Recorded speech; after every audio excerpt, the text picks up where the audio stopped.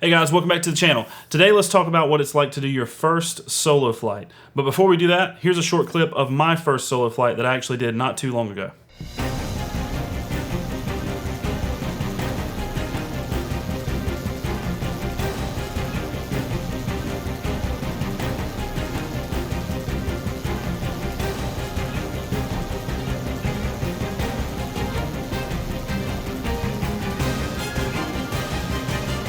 He's all over the place. What an asshole.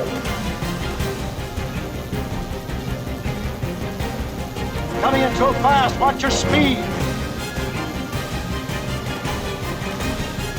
Put down 30 degrees of flap. Laser down. Down.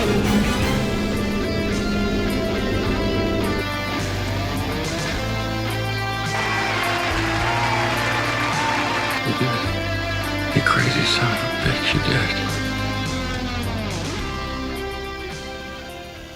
So although it really wasn't quite that extreme, flying by myself for the first time did feel pretty surreal.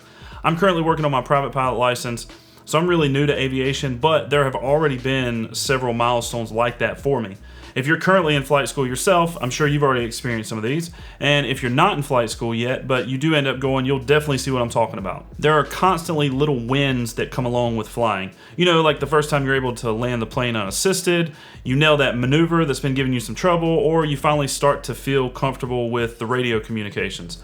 But to me, it feels like your first solo flight is the first real big accomplishment that you'll have.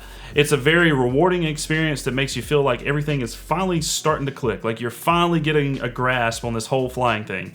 So let's talk about what needs to happen for you to get to that point of being able to do your first solo flight, and then what to expect when that day finally does come. So as far as the requirements to get to your first solo flight, they're pretty clear. The list you're seeing here on the screen is straight out of the Federal Aviation Regulations Part 61.87. There's also separate lists in this same section specific to whatever type of aircraft you're flying, like helicopter, a multi-engine plane, or a glider. But for the purposes of this video, I'm talking about a single-engine airplane. I'm not going to bore you by going over every criteria that's listed here, but as you can see, it is a pretty good bit of stuff that you need to know. Along with all of these maneuvers that you need to be able to demonstrate, you also have to complete a knowledge test that is administered by your instructor. The test consists of pretty basic things that if you're at this point, you should definitely not have any trouble with.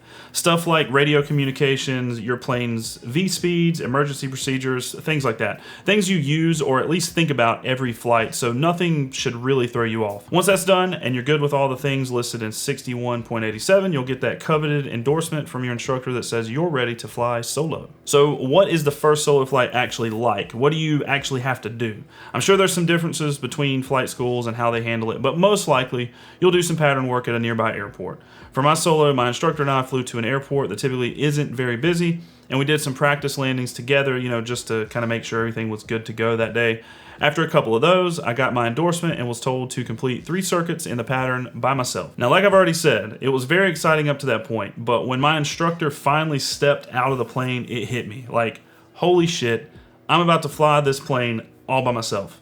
Long story short, I was able to do the 3 takeoffs and landings with no problem, and I'm not gonna lie, the first time the plane touched down, it was a huge adrenaline rush and somewhat emotional. I would imagine this is probably how it feels for most people because it's such a huge step in your training. After that, I picked up my instructor and we flew back to our home airport for the t-shirt cutting ceremony. So the way I understand this tradition is back in the day when there were no headsets and radio communications available between the instructor and the student for them to communicate, they would be seated tandem in the plane with the instructor sitting behind the student.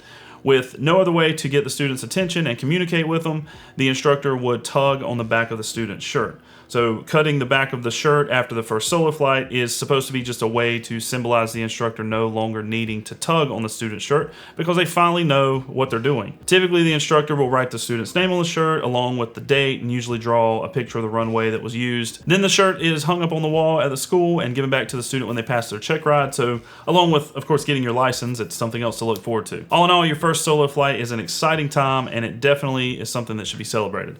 You've gone from having no clue how to fly a plane to being able to take off, fly a traffic pattern, and land the plane safely all by yourself, and that is a big accomplishment. All right, guys, I think that's gonna do it for this video. This one was just meant to be a shorter, quick video about what to expect for your first solo flight and how to get to that point. Let me know down in the comments if you're in flight school and maybe you've got your first solo coming up or you've already done yours. Let me know how it went.